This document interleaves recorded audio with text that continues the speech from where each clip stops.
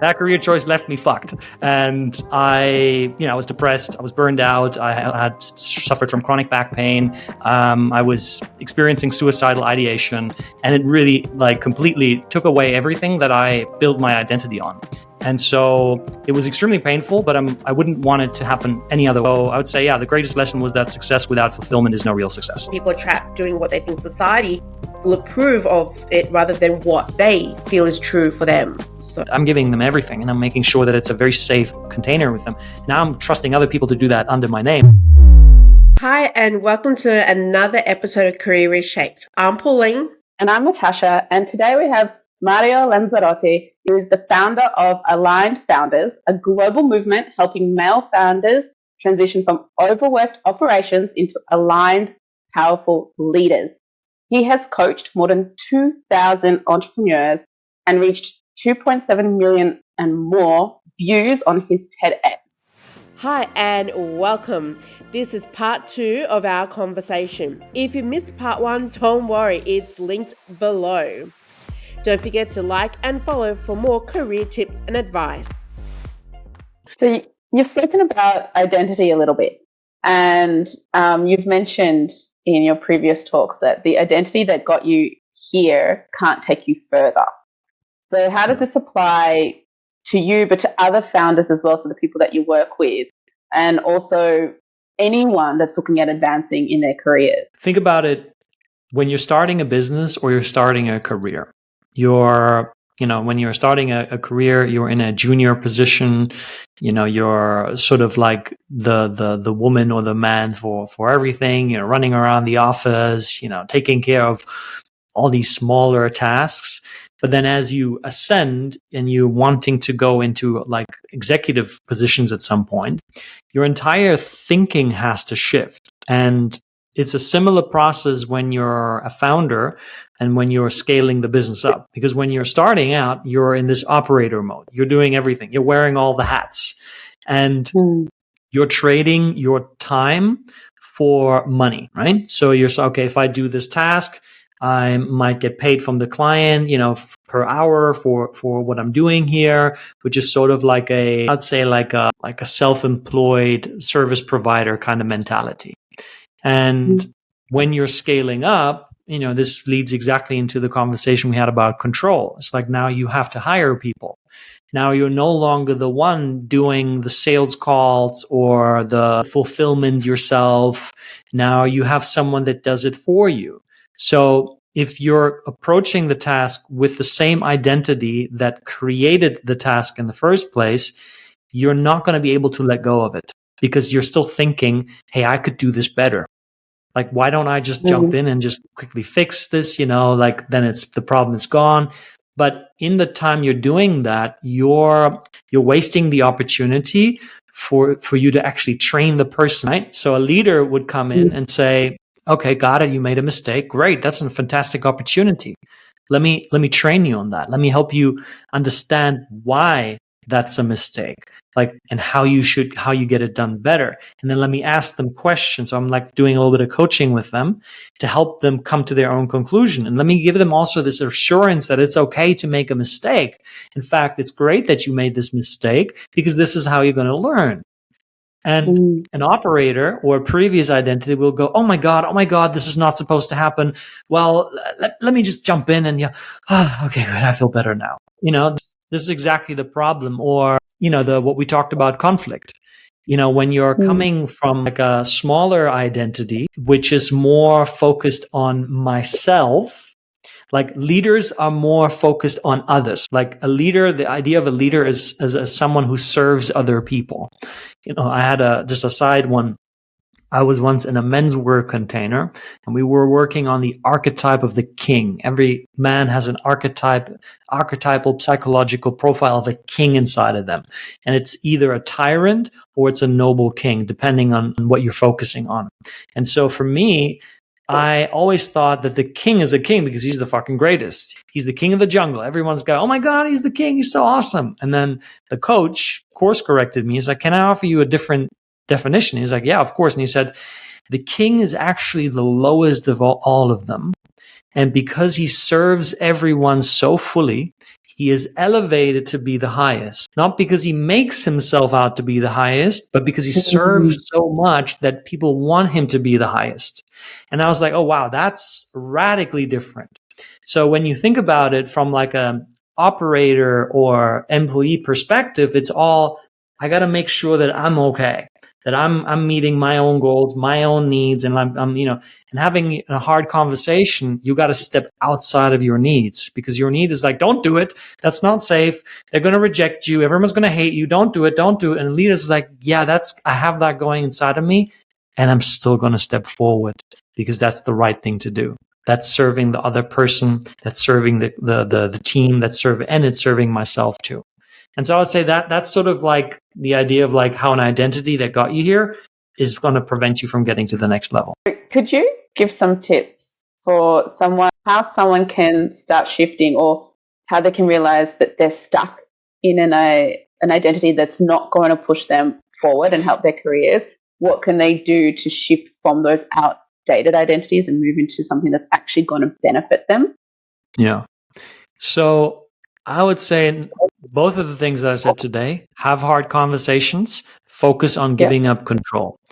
Now, on the surface, moving from like a more into a leadership position isn't hard. Meaning you can literally go to ChatGPT and say, hey, ChatGPT, give me 10 qualities of a healthy, strong, conscious leader. And it will just give it you down. Then say, okay, now give me 3 things that I can do in each of these categories to become more like that. And it will give you 3 things that you can do in your role, in your company, in your business. And then now the hard thing is going to be this. It's like, you know what you need to do, but you're not doing it. Like, you need to have a hard conversation, but you're not doing it. And that's not because you're somehow stupid or incapable or less than. None of that. It's just because an identity has one goal: survival. When you're living inside of an identity, you can't just say, all right, cool, I'm going to change this. Done. It's not going to work, because the identity perceives change as danger. That's like I'm sure you've both done this. You've ever had moments where you've done something that's so out of character. Maybe when you had a few glasses to drink, like some of us then become extra courageous. And then after you did that, maybe there was a part of you like, oh my God, I can't believe I did that. Oh my God, that was, oh God, oh boy, what will people think of me, kind of thing. That's the old identity trying to keep you safe. Because if you do this behavior, if you repeat it multiple times, you're now going to start leaving the old identity. But that means that people that also know you around this identity, they're going to start saying, hey, Pauline, you're so different. What happened to you? I don't recognize you anymore. And then you might go, oh, wait, oh God, oh, that's terrible. And so at that place, you need emotional self-regulation. That can come through deep breathing. It can come through having a sister talk and saying, it's like, hey, girl, I get it. It's hard. It sucks. But I'm here for you. We got this. That's like, okay, I'm not alone in this. And time in nature, meditation, a warm bubble bath, all that to help soothe your nervous system, because that's what you have to do on a daily basis. When you're changing identity, it's a rapid growth process. You have to focus on self-regulation, because otherwise your nervous system is going to get in and try to keep you safe and execute on the level that you are accustomed to. What you're saying is actually science, like psychology. The brain wants to stay with what it's familiar with, because that's what it's comfortable with. It's about pattern recognition, so it knows what's going to happen next, even if what that particular scenario or state is negative. So it could be a toxic relationship. Everyone knows you don't stay in a toxic relationship or a toxic workplace, whatever it may be. But people don't leave because it is taking the brain out of that comfort zone, and it doesn't like that. And it will do everything possible to go back to the old habit. And like you said, it takes time. And I think you need to be patient with yourself and give yourself the time. Know that it takes time. Yeah, great point. What would you say, and you've mentioned a few, you mentioned about, letting go, but what career changes do a lot of the leaders that you work with, that you've been coaching, what challenges do they are the most common that come to you with? So number one, it's what I call an execution gap. And so they know what they need to do, but they're not doing it. This is very, very common among high performers, because when you're a high performer, you have this natural inclination towards growth. Like you want to become a better person, a better leader, a better wife, husband, father, mother, you name it, right? All the roles. When you're a high performer, you have this innate desire to just become better. And where's the first place that we learn how to become better? We study. We read the books, we listen to the podcasts, we watch the 3-minute videos, we watch the 20-minute videos, we consume information. And what I see most of the time is people say, I don't know what to do, or I don't know how to do this. And in today's day and age, that argument is totally invalid, because we know way more than we actually need to. We have too much information inside of us. But what happens is, because we have so much inside of us, now we lack focus, we lack direction. Because especially social media I would recommend people get off social media, like literally. Like maybe just keep it on your computer browser. That'll take away the whole dopamine kick of like scrolling.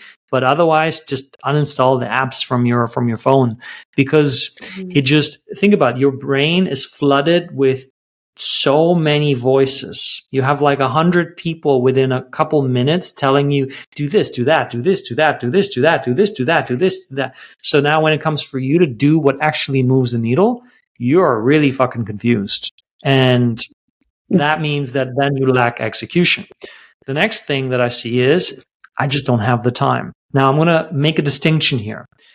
A founder definitely has the time, because a founder is in charge of his own schedule, right? There's no one that puts a gun to the founder's head and said, you must do this in that time in this way. No one is there.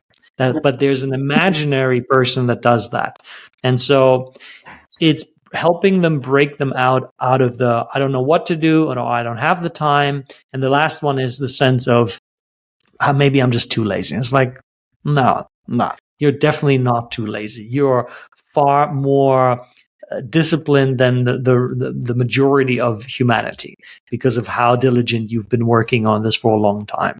In leadership positions, I would say it's similar arguments, though there sometimes I don't have the time can be a real thing. But I would say, hey, look, you can always negotiate. You can have that conversation and make changes to the schedule, because you're arguing, if I make that change, it'll bring the company forward. It'll help me focus on the needle movers. So that's one, right? Execution gap. Number two is the trust control gap. And that's what we talked about today. It's like, I don't trust other people to do it the way that I do it. And really, it's code word for I don't trust myself. Because it's like, I don't trust myself to handle a situation where I am not in control. Because now it's another person. It's like, what do I do then? How do I handle that? Like what's going to happen? And so there's a lack of trust in the self to deal with other people. And when we get them to understand that the thing that gets in the way for both things is an avoidance of a feeling.